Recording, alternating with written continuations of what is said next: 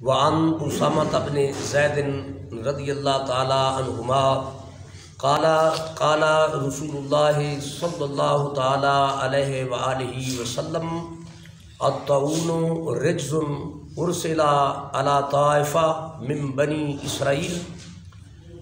حاضرین محترم، یہ حدیث پاک حضرت اسامہ بن زید رضی اللہ تعالی عنہما آپ سے روایت ہے۔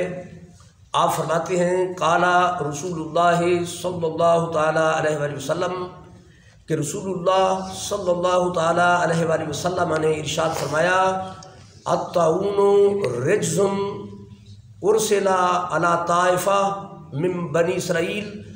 آقا علیہ الصلوۃ والسلام نے ارشاد فرمایا یہ طاعون جو ہے، یہ وبا، یہ وائرس، یہ بیماری یہاں رجز عذاب کے معنی میں ہے، یعنی یہ عذاب اللہ نے بنی اسرائیل کے ایک طائفہ، ایک گروہ پر نازل فرمایا۔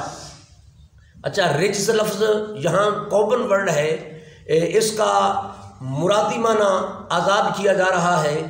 ایک اور حدیث پاک ہے جس میں آقا علیہ السلام نے طاعون کو کلیئرلی سرکار نے اس کو عذاب کہا۔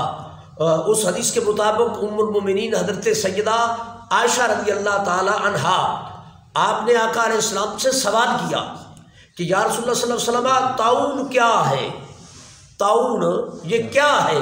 تو آقا علیہ السلام نے فرمایا عذاب، یہ عذاب ہے، یبعثہ اللہ علی من یشاء، اللہ جس پر چاہے نازل فرماتا ہے۔ مگر اس کی آگے اور وضاحت بھی ہو گئی، یعنی اللہ طاعون کو جب کافروں پہ نازل کرتا ہے تو بطور عذاب نازل کرتا ہے، لیکن جب یہ وائرس، وبا اور بیماری یہ مومنوں پر آئے تو پھر بطور عذاب نہیں ہوتا، ان کے لیے یہ باعث رحمت ہوتا ہے۔ سبحان اللہ۔ مگر یہ باعث رحمت بنتا کیسے ہے؟ اس پر اللہ صبر کی توفیق دے، حوصلے سے اس کو سامنا کرنے کی توفیق دے، تو پھر یہ مومنین کے لیے، مسلمانوں کے لیے باعث رحمت بنتا ہے، ان کے گناہوں کا کفارہ بنتا ہے، بلندی درجات کا سبب بنتا ہے۔ تو خیر، سرکار نے فرمایا اس حدیث کے مطابق کہ یہ عذاب ہے جو بنی اسرائیل کے ایک گروہ پر نازل کیا گیا۔ تو سمجھنے کی ضرورت ہے بنی اسرائیل کا وہ کون سا گروہ تھا جس پر اللہ نے طاعون کو بطور عذاب نازل کیا؟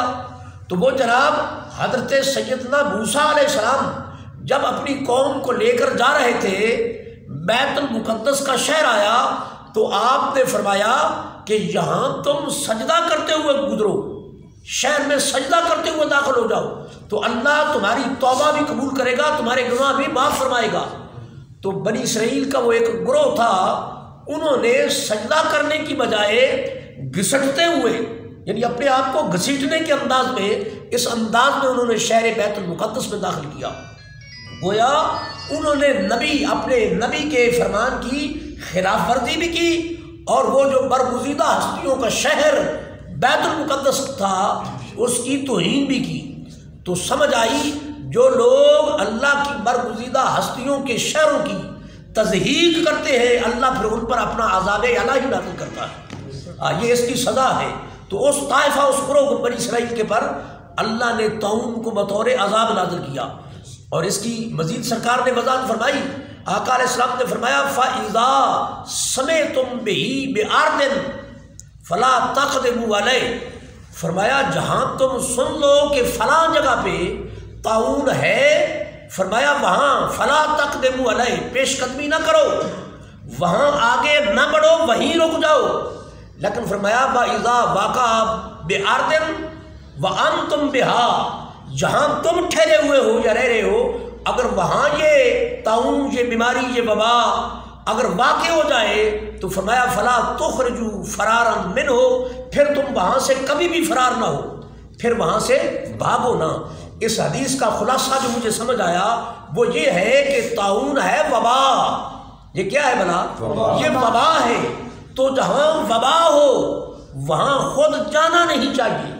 اس حدیث سے جو مجھے سمجھ آیا، جہاں وہاں وبا ہو وہاں خود جانا نہیں چاہیے، اور اگر جہاں تم ہو وہاں آ جائے تو پھر گھبرانا نہیں چاہیے، پھر ہمت و حوصلہ اور صبر کے ساتھ اس کا سامنا کرنا چاہیے۔ اور اس حدیث کے آخری جملے سے یہ بات بھی سمجھ آئی کہ یہ طاعون جو ہے نا، جہاں یہ وائرس اور وبا اور بیماریوں کا ماحول بن جائے، اس بیماریوں سے ہم کو فرار نہیں بچا سکتا، ہمیں استغفار بچا سکتا ہے۔ تو پھر فرار کا نہ سوچا جائے، استغفار کا سوچا جائے۔ تو دوستان گرامی قدر، خلاصہ گفتگو آج کا یہ ٹھہرا کہ ہمیں ہر حال میں ہی، مگر بالخصوص جب وباؤں کا اور وائرس کا ماحول بنا ہو، تو ہمیں گناہوں سے اجتناب، صدقات و خیرات اور کثرت استغفار کی اللہ توفیق عطا فرمائے۔ آمین۔